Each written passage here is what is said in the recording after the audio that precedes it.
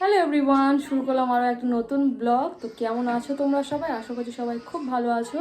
তো সবাইকে জানাই জগদ্ধাত্রী পুজোর অনেক শুভেচ্ছা ও ভালোবাসা।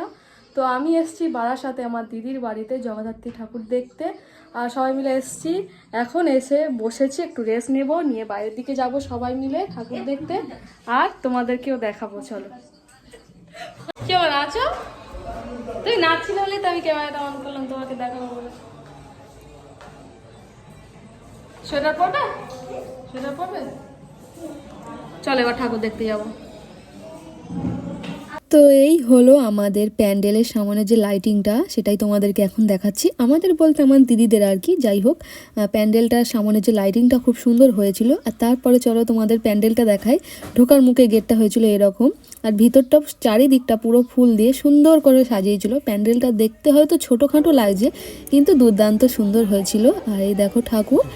তো আমাদের বহুরূর দিকে আবার ঠাকুরগুলো বেশ বড় বড় হয়, এখানকার ঠাকুর আবার একটু ছোট ছোট, কিন্তু মুখটা খুব সুন্দর ছিল। দেখো প্যান্ডেলের ভিতরটা ছিল এরকম ডেকোরেশন, আর প্যান্ডেলের ঠিক পাশেই মাঠ আছে, ওখানে স্টেজ করে বাচ্চাদের ওখানে নাচ হলো, গান হলো, আবৃত্তি হলো।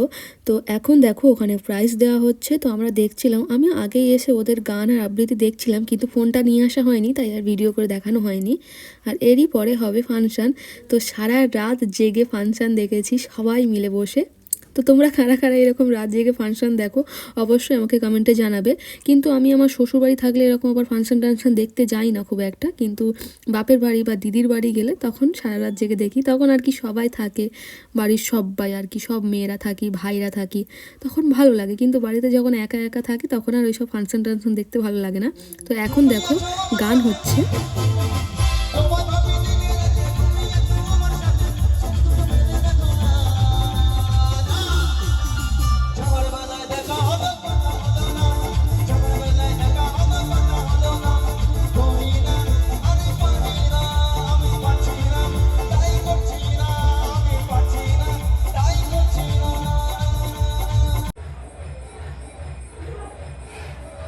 এখন ঘড়ির কাঁটায় বাজে ভোর 4টে, আর এখন আমরা ফাংশান দেখছিলাম। ফাংশান থেকে বাড়িতে এসেছি, ড্রেস চেঞ্জ করেছি, এখন যাবো ছাদে বাজি পোড়াতে।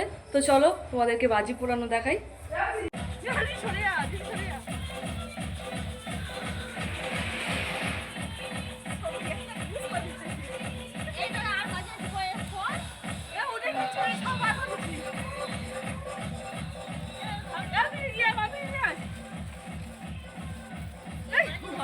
আগুন ধরে দে।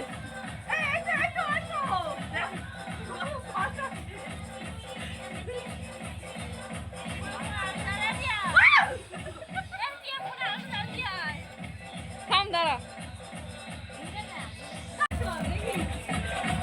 তো তোমরা তো সবাই দেখতেই পাচ্ছ আমরা কতটা আনন্দ করে এখানে বাজি পোড়াচ্ছি।